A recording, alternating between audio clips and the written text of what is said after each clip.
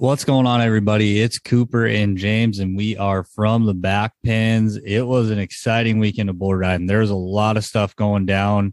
The Dallas-Fort Worth Metroplex was the place to be if you're a rodeo or bull riding fan. There's a ton of events going on. There was perfs there for most of the week, a really big weekend there.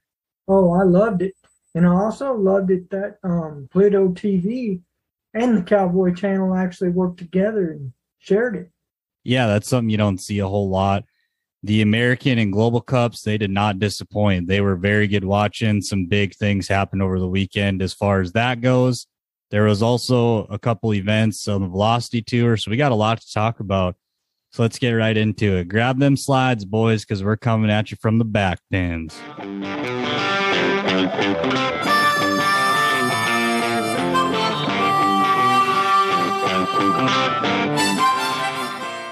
To kick things off, I think we'll start with the Velocity Tour Minute, and they had two one-day events this weekend. They are on the same day as the American.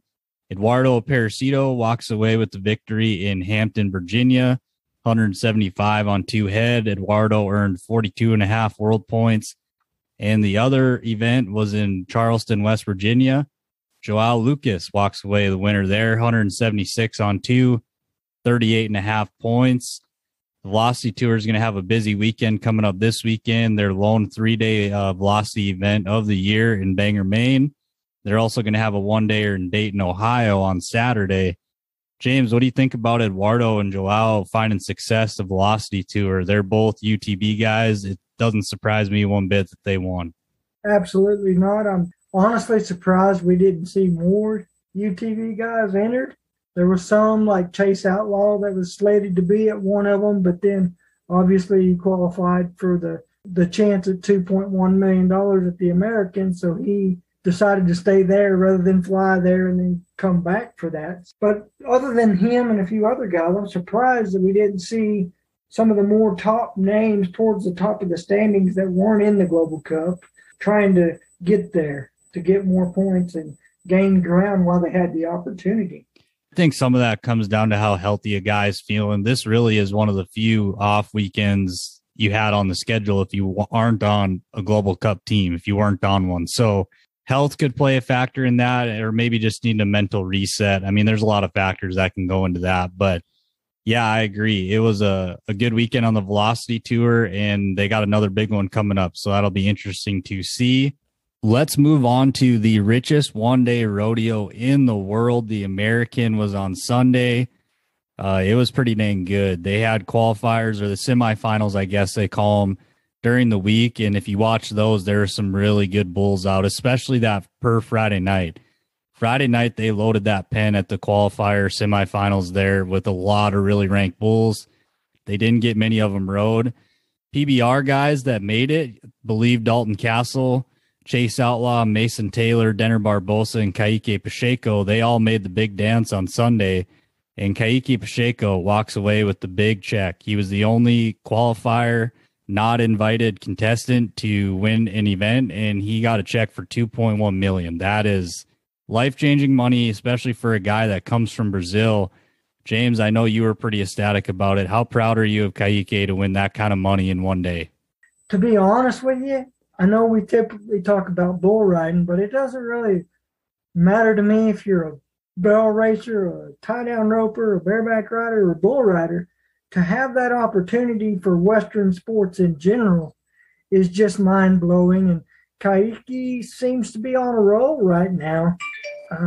He did pretty well at the Global Cup for his teams, and we'll get into that in a minute, but how could you not be proud for somebody that probably came from poverty? And I don't know his story, but I've heard lots of Brazilian stories saying we came from dirt floors and all this and that. And then to come over here to America and win a world title, and then 5-6 years later, whatever the case may be, win another $2.1 million. They don't call him the Iceman for nothing. Rather, he does have ice water running through his veins, and just the way he handled himself and his composure with that kind of money on the line was amazing. Yeah, and I think if you paid attention to how the Final Four shootout round was drawn, I think a lot of people would have put a lot of money on Stetson Wright walking away with that deal, because he drew a bull. He was a pile of points on at the NFR back in December. chiseled of DNHs, and I like I said, I would have put a bunch of money down on him. I didn't think he was going to buck off him, but it worked out for Kaique, and he got the job done when it counted, and that's what matters at the end of the day. A couple other things that stood out to me. I really like Parker Bredding, and I'm not saying this in a disrespectful way. I was really shocked on his first bull there that he got on in the long round. The bull fell down at like 6 seconds, and he kind of just got off him when they really hadn't rode very many. That shocked me a little bit, and I don't know if it was just a mental error or what, but I thought Parker would have rode him out, seen what he got for a score, and then evaluated the situation after. What did you think about that, James? You and I are on the same page, and so was everybody in the building, I think, except for Parker Bredding. And like you said, I think it can sometimes jack with the guy's mindset when they're right in the middle of one riding them dead easy, and then all of a sudden they just stop or fall down to the point where you can just get off of them, ride them up, finish the job, then get the re-ride and see where the chips fall. But either way, he took his re-ride and it didn't go so well for him. But I'm glad he got a re-ride and got an honest opportunity at that kind of big money. One more thing I want to mention before we move on to the Global Cup was Chase Outlaw definitely got banged up on Sunday afternoon there. That's going to be something to monitor going into this weekend because he looked awful sore walking away on Sunday. It looked like his groin was hurting him pretty bad. I haven't heard exactly what it was, but something to monitor. He might not compete this weekend. We'll see. Like I said, I just don't know enough of the details yet. I don't either, but that's a bull that Outlaw should have rode in his sleep all day long, 99 times out of 100. I think it fits most guys. I think if you're in that pen and you're a guy that's competing for that kind of money, that would be one of the first bulls that you'd want to get on in that particular round. But I think his groins or whatever was probably bothering him more than we knew, and it kind of happened. And one more thing I want to mention about the American as well as the Global Cup is the size of the crowd. I don't know what the record is as far as how many people at a one-day event. Yes, this was at Cowboy Stadium, but it looked like they were pretty full. Yeah, it did look like they had a lot of people there, and that's awesome to see. I mean, that's great for the Western industry as a whole, whether you're a PBR fan, a rodeo fan, or just a fan of all of them, kind of like we are. I mean, anything that brings attention to the sport's a good thing. And the more people you have in the event, it just shows that people are here to support the Western industry, and that's awesome. And I'm glad that it went down like that.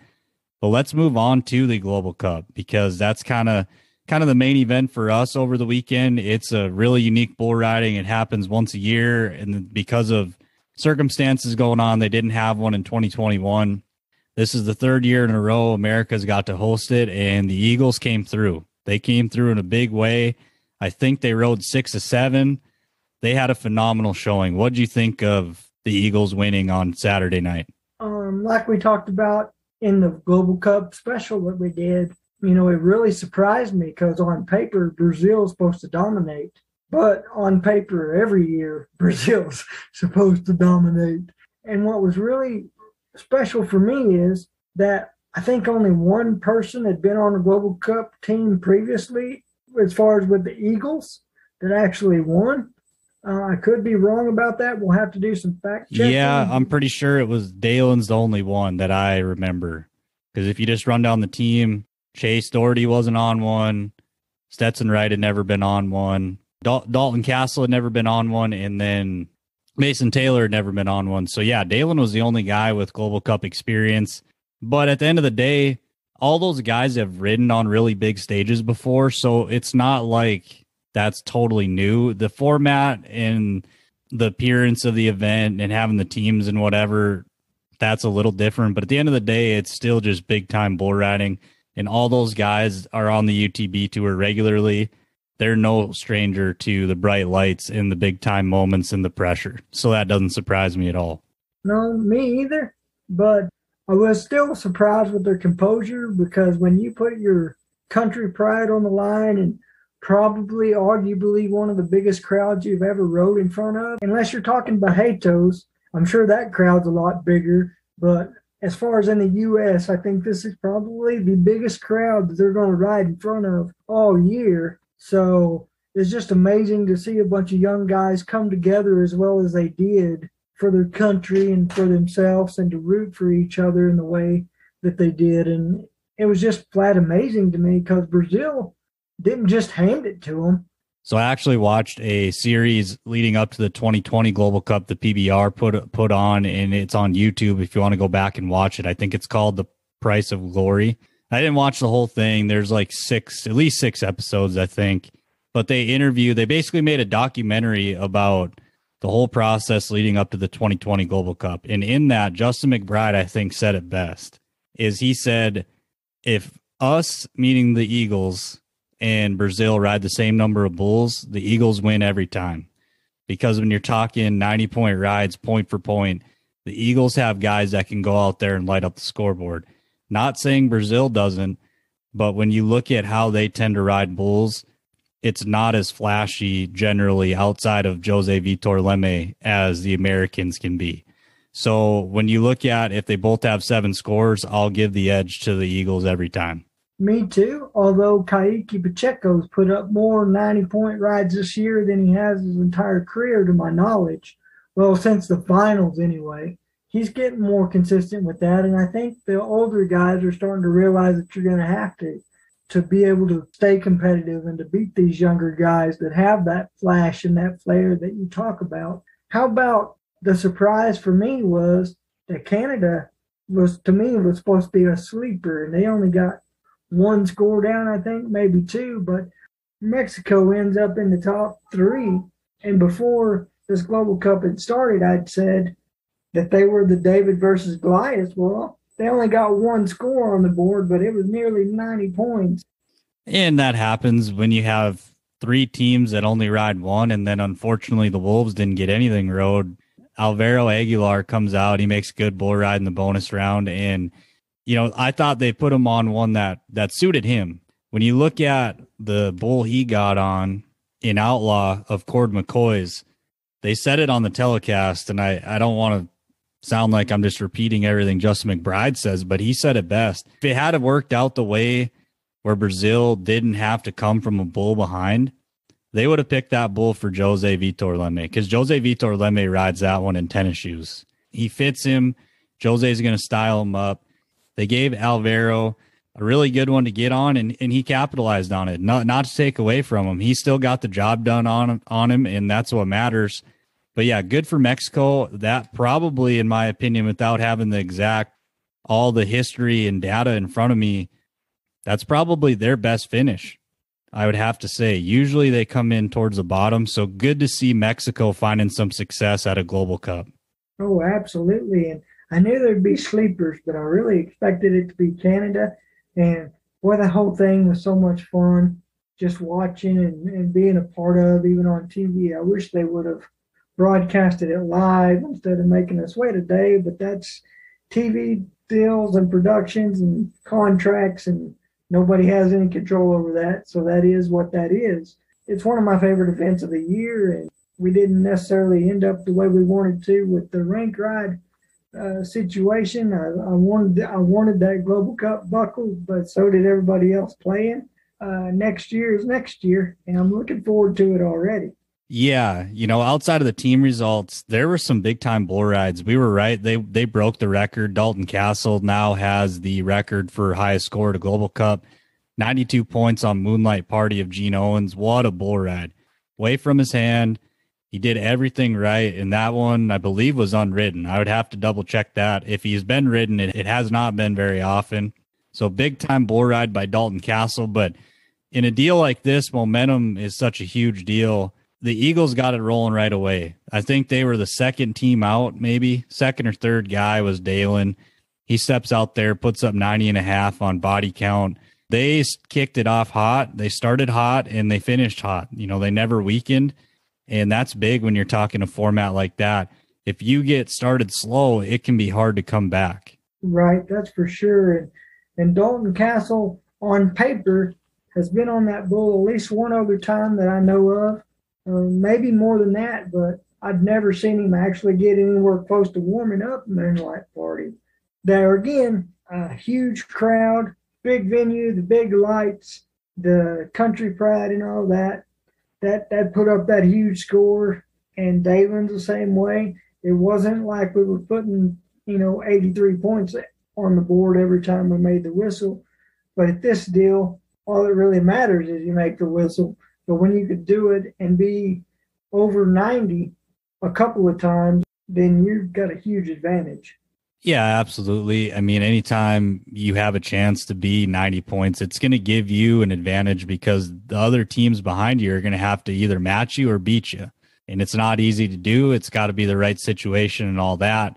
The one thing I think I took away from that is Brazil's still really good. If they do that contest 10 times, I'm not sure Brazil doesn't win 5 of them. To me, the 2 best teams, it was clear. They dominated. They got their riders matched up good.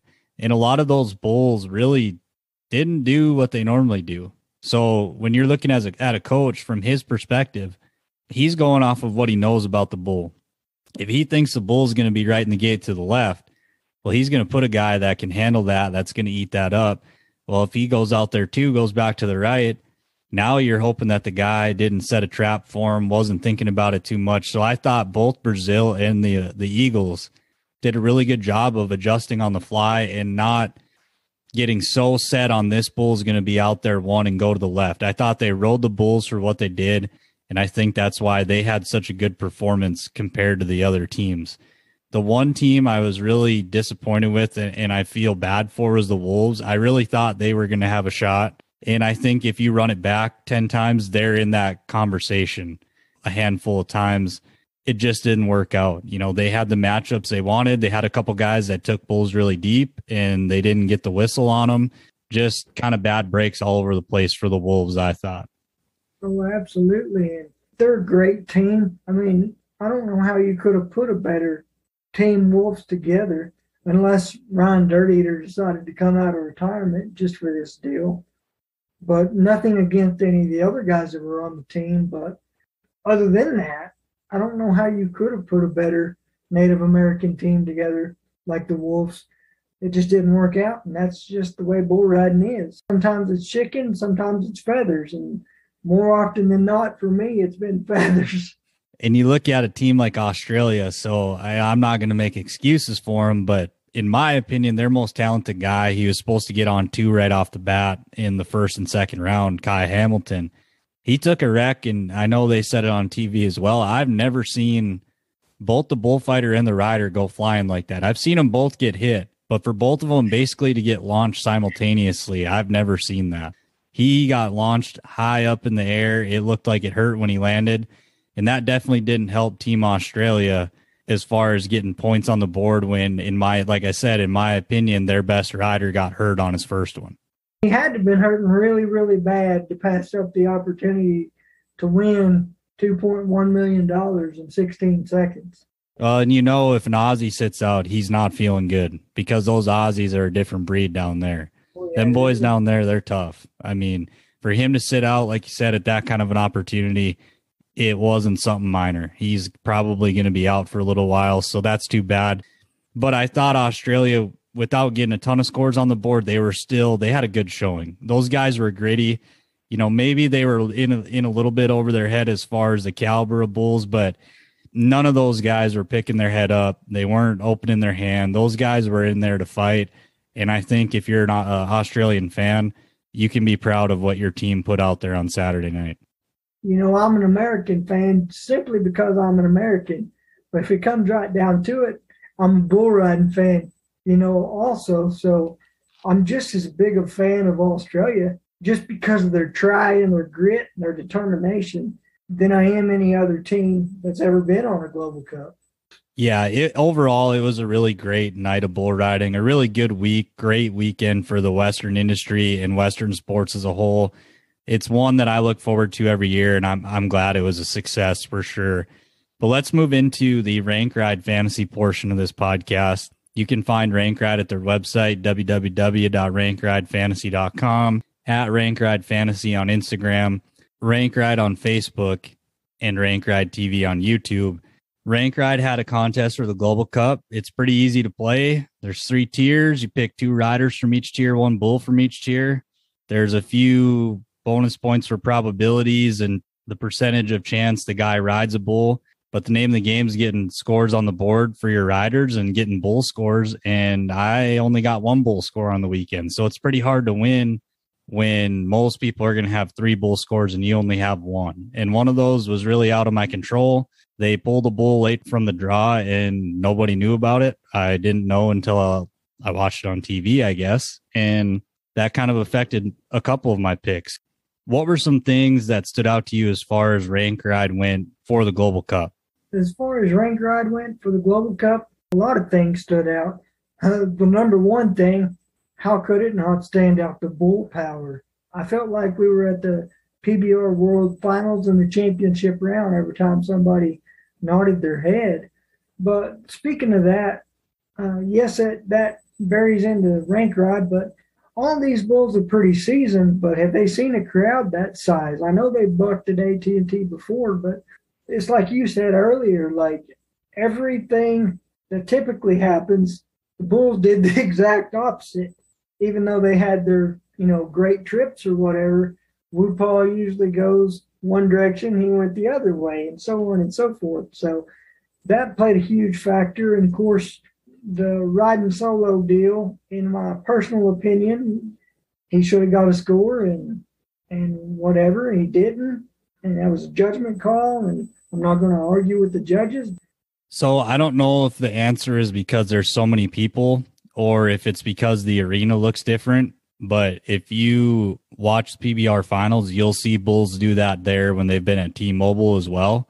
They'll do something completely different than they normally do, or they'll just run off. And you didn't see anything really run off. I just think it's because the whole thing is different. And that's just a personal opinion of mine. When they bring them to these normal UTB events, yes, they're in different buildings, but it's basically the same every time. There's very minor and subtle differences between the setups week to week. And I think just bringing them in a big building like that, and then the arena looking different, probably plays a factor in it. Or it's just, these guys are trying to set too much of a game plan for them and they feel it and they do something different. So there's a lot of possibilities that could have been why bulls were doing different stuff they normally do. No one really knows the answer at the end of the day. That's all on them, and no one's ever going to know. But it did make it difficult as far as things that stood out. I know when I looked at the Rank Ride teams, a good number of people picked Stetson Lawrence to ride Whoopah. And yeah, on paper, that looked like a really great matchup. And he was fixing to be a whole bunch of them till about 5 seconds, and Whoopah stepped ahead and kind of went back the other way, kind of left Stetson there. But yeah, I think there was a lot of surprises. In Rank Ride wise, I think the recipe for success was picking as many Americans as you could and Brazilians. But, if you picked Dalen Swearingen in tier 1, you had a pretty good chance of winning. Oh, yeah. And Danner Barbosa, anybody that could have rode 2 bulls, Kaiki Pacheco actually rode 2 bulls too. So if you can get a guy that rides 2 bulls, but the thing is, that was so difficult about this event was that third round, because you did not know who was going to get on in what I want to call the championship round, even though it wasn't necessarily due to the format, but you just didn't know which guys they were going to put on for sure. You just assumed that they were going to put Jose Vitor Leme on everything they could, and Australia would put Kai Hamilton and so on and so forth. And Brazil did. They did put Jose on their bonus bull. I forgot to mention this earlier because this stood out to me. I know a lot of people picked him too, and I did under the assumption, like you said, that he was going to get the bonus bull, which he did, even though he bucked off his first one. And I'm intrigued to see what they say is wrong with him, because if you watch that sequence of him on Homebrew, he got out of there lucky compared to what could have happened. At one point, his arm was completely inside the back of the buck and shoot when it was opening. And had he not gotten it out, and because that bull's weight hit it and slung it back, and he must have felt it coming because he got his arm out. But then it looked like as he got it out, he not only got it squished a little bit on the hinge part, just the hand, but then the bull kicked and pinned his hand, like kicked his hand onto the chute. So if you look, like they were checking out his wrist, like he's probably I would be shocked if he didn't break something. Without being a doctor, I would assume he's got something wrong with his wrist because he didn't get on his next one, his re-ride, and it did not look good. That was a hairy situation that probably worked out not as good as it could have, but it definitely could have gone a lot worse. Yeah, the good Lord was definitely looking out for him on that day. And my question is what's wrong and how long is he going to be out? Because now we're in March, not like we're in January. And he's fourth in the world. That's going to play a factor in things and also play a factor in our rank ride picks for the next couple of weeks if he is out, because then I'll have to rethink my strategy. Okay, the number one go-to guy that I typically use is not there. So now who do I go to? In that situation, who would you go with? Man, I'd look at the draw. If Dalen Swearingen's going to get on bulls that go to the left, he's going to eat them all up. He's riding really good to the left right now. I'm still not 100% sold on his success rate when they go the other way. But as long as he puts himself in a position where he can draft pretty high in the short round, he's got as good a chance as anybody to go perfect on a weekend because he's going to be so strong into his hand. Another guy I really think is going to start coming on here towards the down stretch is Kyler Oliver.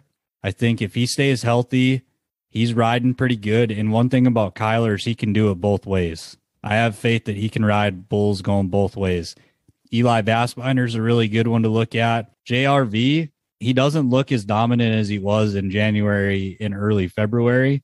That doesn't mean he's not going to come out of that and turn it on again, but he's cooled off significantly. And that's not me being hard on the guy. That's just the facts. Look at the results. He's definitely cooled off. Stetson Lawrence, I mean, yeah, there's a lot of guys, and he kind of got dinged up too. Stetson Lawrence did. It looked more like he just kind of got knocked silly there for a second. I hope it's nothing serious, but he hit the ground pretty hard. So that's going to be something to monitor. There's going to be guys you're going to have to monitor their health going forward, especially this weekend in Glendale, because there was guys that got banged up over this weekend. I wouldn't be surprised at the very least if he didn't have some form of at least a mild concussion, just because of the way that they literally had to pick him up and get him out of the way. And looking at that now from a rank ride perspective, the hottest guy in bull riding right now, in my opinion, is Kaique Pacheco.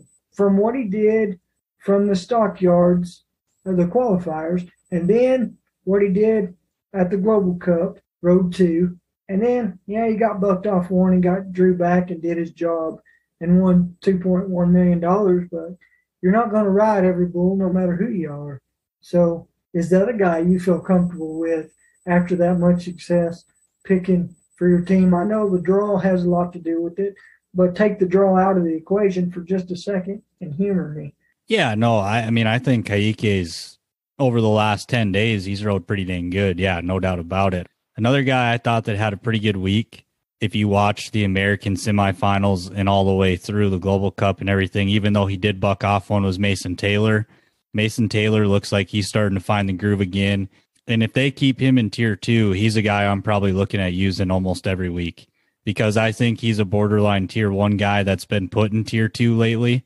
And if he can sustain the level of consistency he had over the last week, he's a guy I'm going to look at really hard every week for sure, no matter what he draws, because he's one of those unique guys. He's almost better away from his hand than he is into his hand. He's still good into his hand, but he makes it look so good when he's away from his hand. He does everything so correctly. Like, he's a guy I really enjoy watching ride bulls.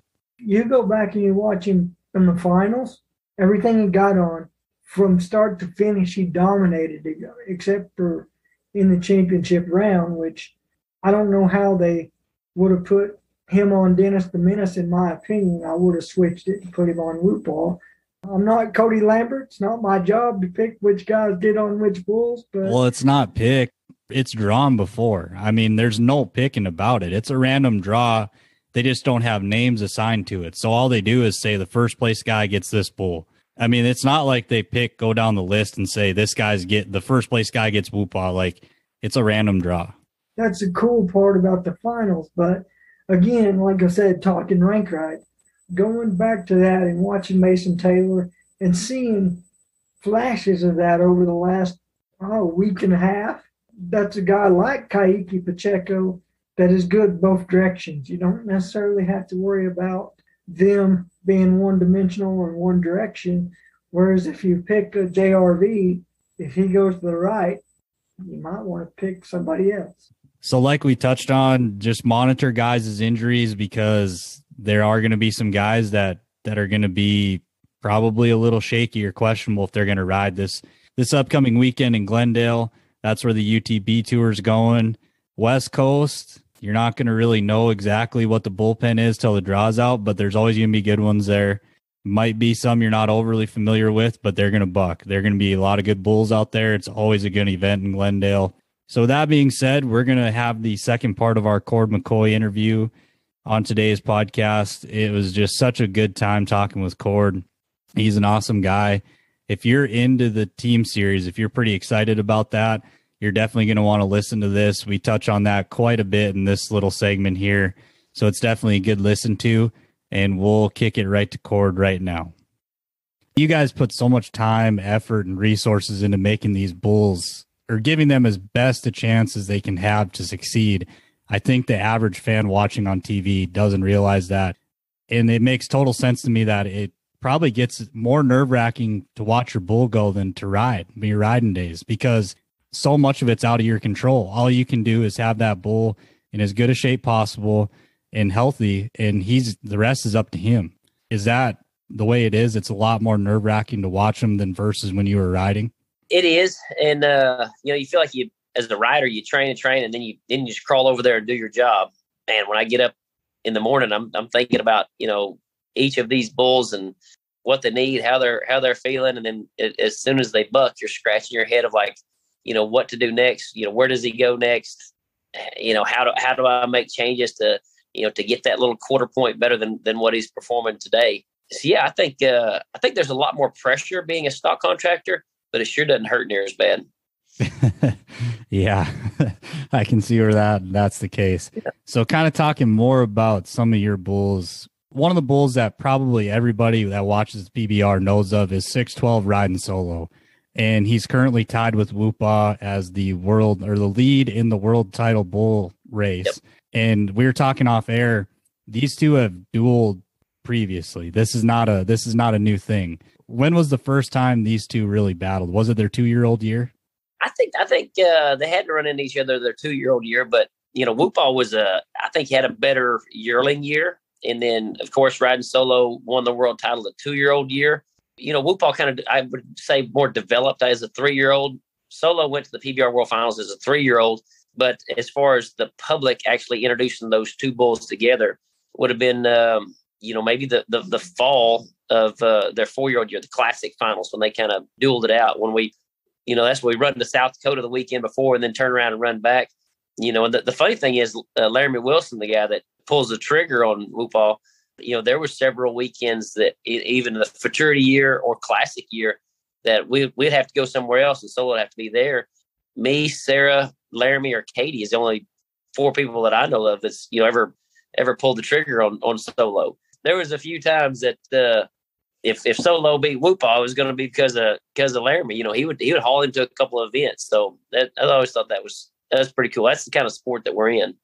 Yeah, that is really cool, and that's something I didn't know about, and I'm guessing most people don't know about. And Laramie's a really great guy. He's really, really great to be around. So bull riding, rodeo, the culture is kind of stick together. Everybody's kind of one little tight-knit group, and you don't get that a lot in a lot of other sports. As far as your competition, that's your direct competition. He was willing to help you out, to help you give a chance to succeed when it probably would have benefited him for you not to be there. So that really speaks to Laramie, who he is as a person, and just the rodeo and Western sports community as a whole, for sure.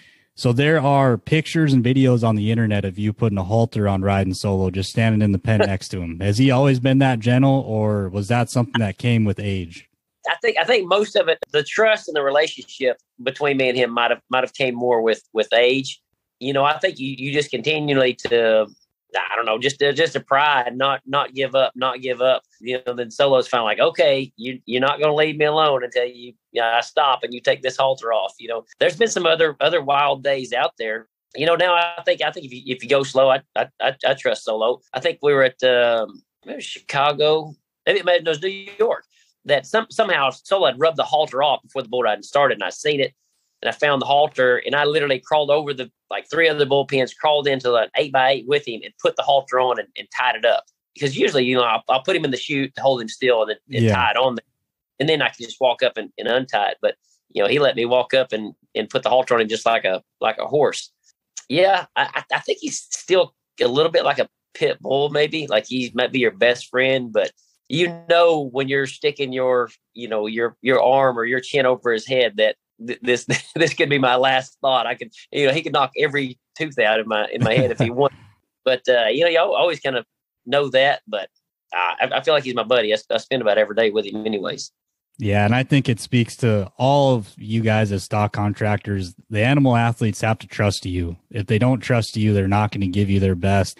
And that comes from the care that you guys give them. And all of you guys do such a great job with that. These bulls are really treated like the human athletes. And sometimes they probably get treated even better than some of them. So it really speaks to what you guys do and the work and the effort that goes on at home when the cameras aren't around. And it shows on a weekend. So really great job on your end and all of the contractors out there. So speaking of kind of some of the growth that bull riding is going through right now, Bonner Bolden has brought to the table a platform for fantasy bull riding. And as a former sports guy, fantasy sports are very popular amongst MLB, NFL fans. What do you know about Rank Ride, and what do you think it can add to the experience for a fan? Oh, I definitely think it could add to the experience. I mean, you take anything going on, but if you put a little skin in the game, if you invest in it, or you say, I'm making a commitment that this one is better than that one, or this is what it's going to be, I think it always makes it a little bit more entertaining. Maybe that's it. You got a better reason to follow, a better reason to root something on, or to root against something else. Yeah, I think it's a pretty cool addition to bull riding. We're always looking at different stats, different breeding programs, different training stuff for all the riders. It's cool that I feel like the fans now can look at the same information, can study the same thing, and make that same investment on the other end. I'm rooting on. I think it's a pretty cool deal. Yeah, it's definitely really fun to play. And like you said, when you're watching a bull riding and you have skin that I need Jose Vitor Leme to go out there and get it done, there's an added sense of pressure there. No doubt about it. It makes it a lot more entertaining to watch for sure. And also kind of going off with that theme of growth, the PBR announced their team league and you got named the coach of the Oklahoma Freedom. What did that mean to you to be a part of the team series, number one, but then be named a head coach? What does that mean to you personally?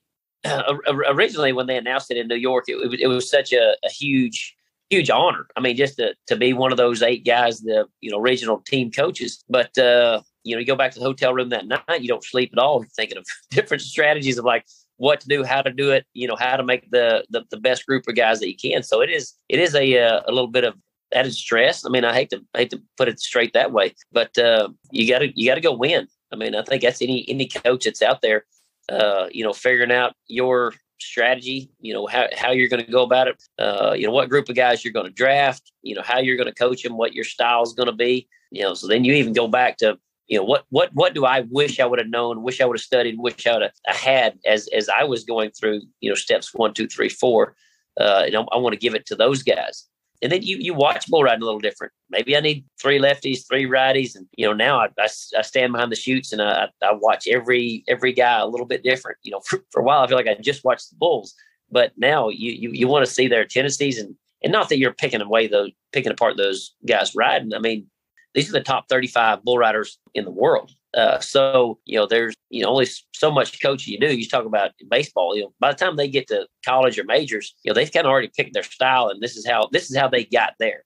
There's only so much you can change, but you also look at little tidbit things that you're like, hey man, it's a a little thing here. You ever thought about that? So you kind of look at the bull riding a little bit different, knowing that you're a head coach now. Yeah, absolutely. And I'm glad you touched on that, because I was going to ask that, how much different it is for you going from being just a stock contractor to now a coach, where you're having to pay attention to everybody. So I'm glad you touched on that.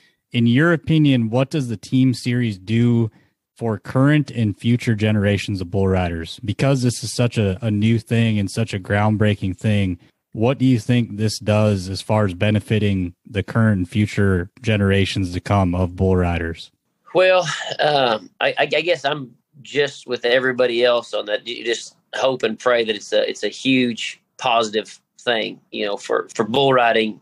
Lord willing, I'll have a boy someday, and maybe he'll want to ride bulls. And I already have a bunch of nephews that probably going to be involved anyways. But yeah, I mean, I think you've heard it before of just leaving the better footprint behind us than we showed up with. And man, I think I came at the right time in life. It feels like from the start, everything has continued to get better and more opportunity the whole time. And I think this is just another step and opportunity for the young guys. There's opportunity there, but you got to have the appreciation and go get it yourself too. That's something that each of those guys got to work out themselves. But I think there's big opportunity. When we start drafting those guys every year, that coaches and managers, even the players are going to start looking forward to turning 18 years old and hope for that draft. Just like in other sports, that that we have this big banquet and little cowboys sitting around round tables and going up to make the announcement. Oklahoma Freedom has first round draft pick and we pick Joe Blow. I mean, you put your name in there and that guy could sign a 5-year multi-million-dollar contract. I mean, we could be that, not that we're not a major league sport, but we could pay our guys like they are as well. Right. And that's truly life-changing money. And I think that's where I see the end goal for this team series is they want to give a whole nother level of money to these guys is how I see it. I think it's great for the sport just as a whole growth wise. As well as I do, you run into people all the time that don't know very much about bull riding or rodeo and the season structure of what they were doing, where it's an individual season. It's basically all year round. Like I've talked to people, they couldn't grasp that because NFL, MLB, they all have a season. It's a set season. They know when it's going to take place. And I think adding that to bull riding will help simplify it to new fans that want to start watching it, and it'll make it easier for them to follow along with. So I play a lot of fantasy sports. So I've done numerous snake drafts in my life, and that's the kind of draft you're going to have coming up here. You're going to have the 8th and 9th pick, or 8th and 9th picks. Have you already been kind of formulating a game plan as far as who you think might be there and who you're kind of targeting with those picks?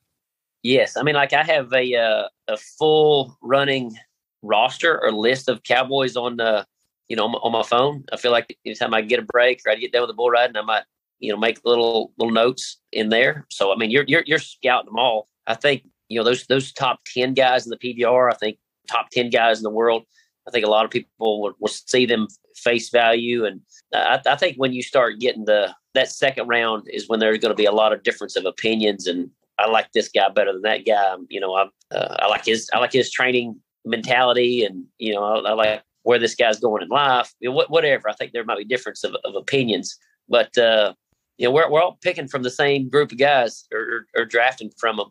I think there's just going to be difference of opinions on some of those, on who you think's better than others. And then you want to make your team. I mean, if your strategy is XYZ and you're looking for a team captain and a leader, we want some youth, whatever that you want to add to it. I think each team's going to kind of be looking for different things. Each draft pick.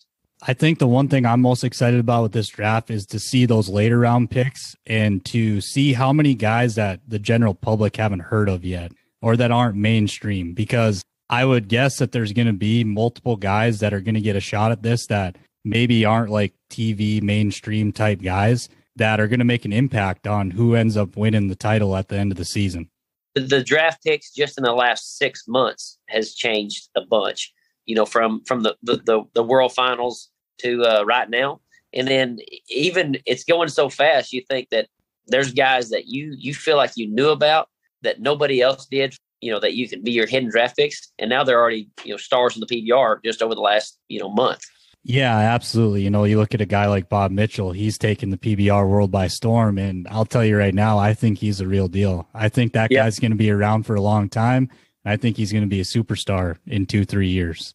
If he's already not. That's me. I met him, just to kind of get that first impression, the feel. Been around him watch his videos, go back, watch videos again, into his hand, weight of his hand, determination. I mean, he's got a lot of stuff going for him. And I think just a little bit of size too. If you get a group of 5 bulls and you get a powerhouse in there, it's good to have a guy like that on your team that can ride both directions and, can ride that eliminator. I do like Bob. So this will be the last question before we wrap this up, Cord. I know you got a lot going on today with hauling bulls in, so we'll let you go here shortly. But how much do you think your previous team experience is going to help you as a coach in this new team format? Well, I think if you've played team sports, and maybe the experience that kind of comes with it, you kind of got to get a little excited about it as well. Being that leader is a little bit more pressure, but hey, if these guys can come together and root each other on, I definitely think that riding percentages are going to go up. There's going to be guys that are, might be hit and miss, that find that consistency, that do better. There's going to be guys that you'd never heard their name, just like you had said, that might be 7th round draft pick. But by the time we get to November, they might be, they'll be superstars, taking Jose's money. I mean, like there's going to be some cool experiences and some cool changes, come along with getting together, making a team and fighting for the same goal. And I think that's in any team sport. Yeah. I just think it's such a special experience when you get to experience the bond you have with your teammates, that I'm really excited that bull riding is going to make that a permanent, well, it sounds like a permanent thing. I just think it adds such a unique spin on the sport, and I'm really excited to see how it all plays out.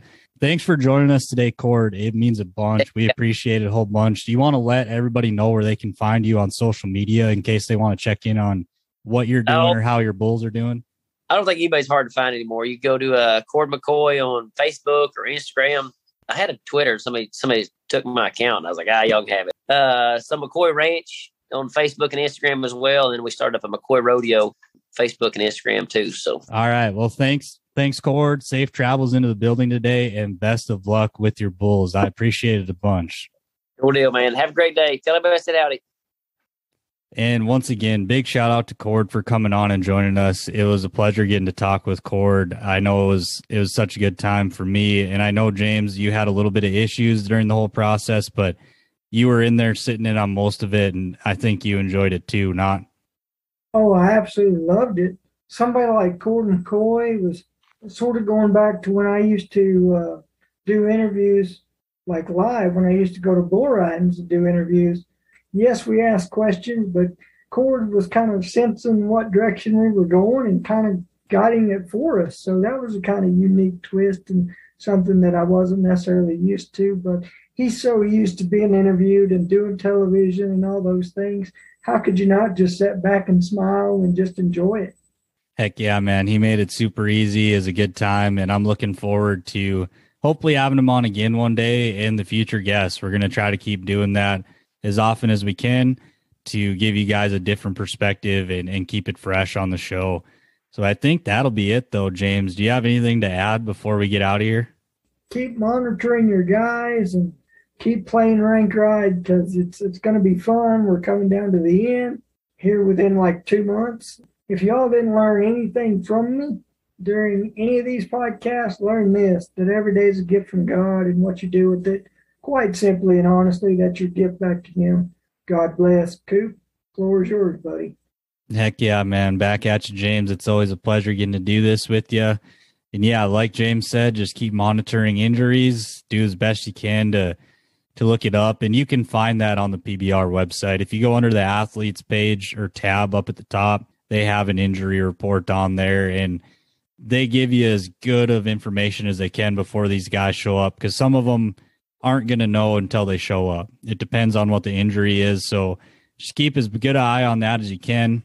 And thanks for listening, guys. We appreciate all the listeners. You guys are awesome, and give us feedback. Let us know what you think we're doing all right and what we need to work on. We want to make this as good as we can for you guys.